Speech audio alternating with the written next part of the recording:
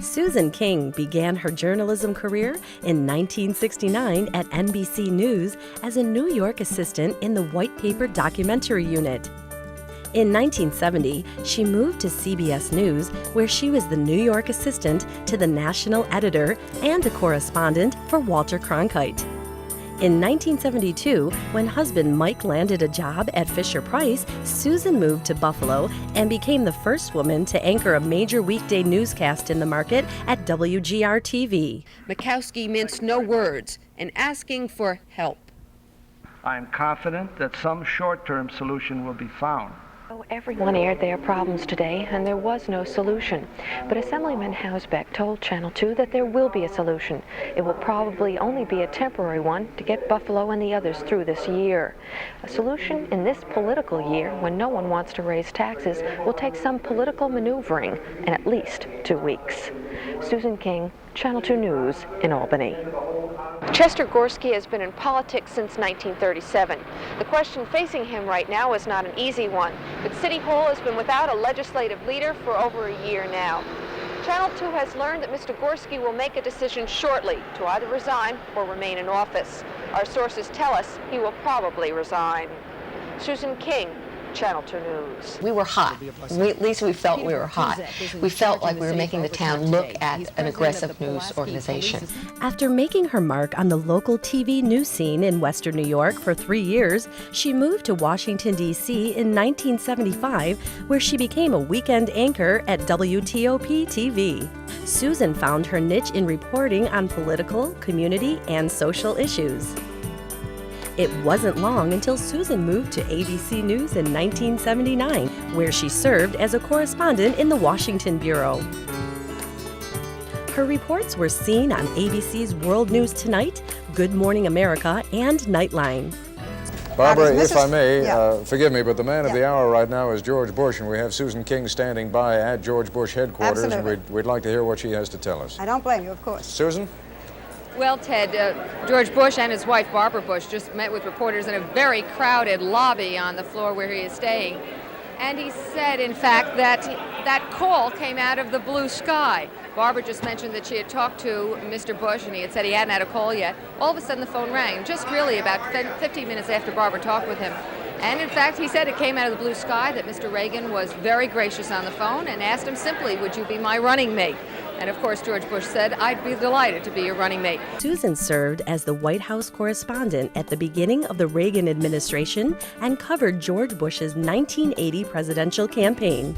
From 1983 to 1987, Susan anchored the 6 and 11 p.m. newscasts at WRC-TV in Washington.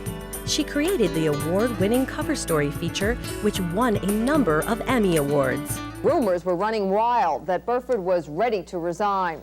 They've plagued the city, of course, for the last few weeks, but with a confrontation facing Mrs. Burford tomorrow on Capitol Hill, where she was to offer EPA documents or face another contempt charge by Congress.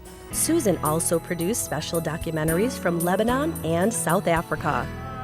This is Lebanon, a country the size of Connecticut, a home for merchants of Phoenician ancestry, where for years Christians and Muslims have lived in a tense balance of power. This is an Arab country where many speak French.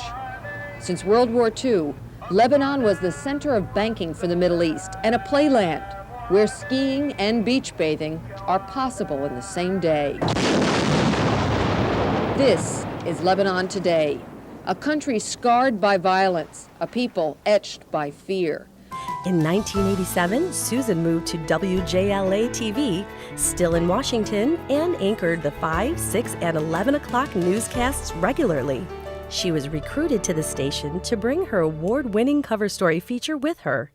The Sandinistas' daily agenda of reforms has the administration on the run. This is not an installment of Miami Vice. It's a Sandinista secret police sweep. Why these men were arrested, we couldn't learn. Facts are not always easy to obtain in today's Nicaragua. It's not a New England town democracy. It's the expression of the Nicaraguans' people. In 1991, Susan and her husband Mike adopted their daughter Mia from Paraguay. Mia is now about to graduate with a degree in political science from Emmanuel College. In 1994, Susan became an independent journalist and reported for CNN and ABC Radio News. She also served as the host of NPR's Diane Rem Show and Talk of the Nation, as well as hosting CNBC's Equal Time.